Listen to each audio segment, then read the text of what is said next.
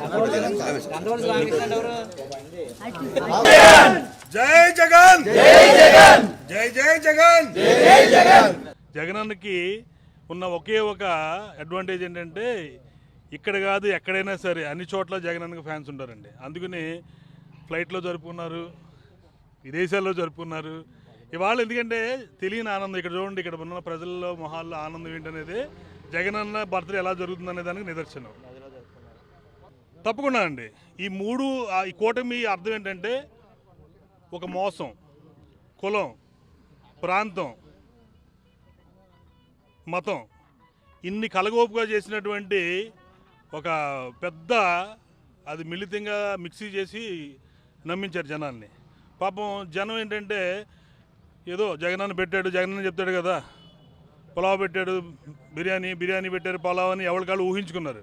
కానీ అసలు మోసం ఏంటనేది ఇప్పుడు తెలుసుకున్నారు. ఇప్పటి వరకు జగనన్న చేసింది ఏదో పెద్దోడు మంచి అబ్బాయి అయితే ఇంట్లో ఎటువంటి ఇబ్బందులు ఉండవు చూసారా, అలా అనుకున్నారు అందరూ. మొండోడు వచ్చిన తర్వాత, గజ దొంగలు వచ్చిన తర్వాత, మోసగాళ్ళు వచ్చిన తర్వాతే జగన్ అంటే ఏంటో తెలిసింది. జనరల్గా మాది గోదావరి జిల్లాలో సంక్రాంతికి స్టార్ట్ అవుతుంది. గోదావరి జిల్లాకి పండగ సంక్రాంతికి స్టార్ట్ అవుతుంది. కానీ ఈ సంవత్సరం ఇప్పుడు పల్లెల్లో, వాడవాడల్లో, వీధుల్లో మా సొంత బిడ్డ, మా బిడ్డకి మేము ఇవాళ బర్త్డే చేసుకున్నాము, మా బిడ్డను వదులుకుని మేము పొరపాటు చేసాం అని మోసపోయినటువంటి ప్రజానికానికి ఇవాళ పండగ వాతావరణం. పండగ ఎందుకు చేసుకుంటామండి? దేవుడిని పండగ రూపంలో కొలుచుకుంటాం. ఇవాళ ప్రజల దేవుడు ఏదైతే ఉన్నాడో జగన్మోహన్ రెడ్డి గారి పుట్టినరోజుని పండగ చేసుకుంటాం. దీన్ని కూడా చాలామంది చాలా విధంగా అపహాస్యం చేస్తున్నారు. మీరు అలాగే మీ దారుల్లో మీరు వెళ్తూ ఉండండి. జగన్ గారిని మీరు ఎన్నైతే అనాలనుకుంటున్నారో అన్నీ అనండి, అవమానాలు చేయండి, తిట్టండి, రకరకాలుగా ఇల్లు వదలట్లేదు, చెల్లిని వదలట్లేదు, తల్లిని వదలట్లేదు.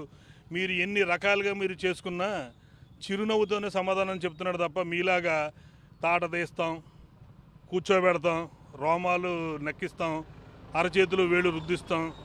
మేము దానికోసం మాకు అధికారం వద్దమ్మా, ప్రజల కోసమే మేము అధికారం చలాయించాం. గత 5 సంవత్సరాల్లో మేము చేసిన పాలనలో ఈరోజు కాలర్ ఎగరేసుకుని మేము జగన్ గారి అభిమానిని, నేను జగన్ గారి పార్టీలో నేను ఉన్నాను అని చెప్పుకుని ప్రతి ఇంటికి వెళ్ళగలుగుతాం. అమ్మ నీకు ఇది మీ జగన్ గారి ప్రభుత్వంలో చేసాం, మీ ఇంటికి లబ్ధి వచ్చింది, ఈ అభివృద్ధి చేసాం. అభివృద్ధి అనే దానికి ఒక చిన్న ఉదాహరణ చెప్తా.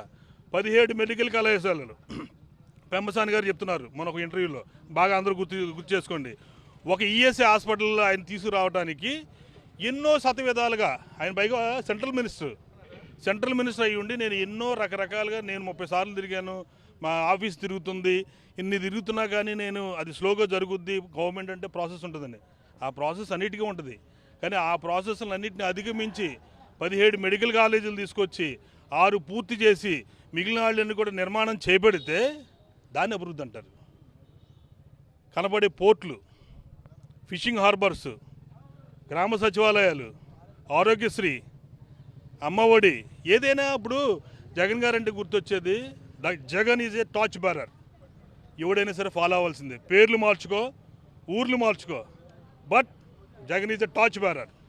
Happy birthday Jagananna.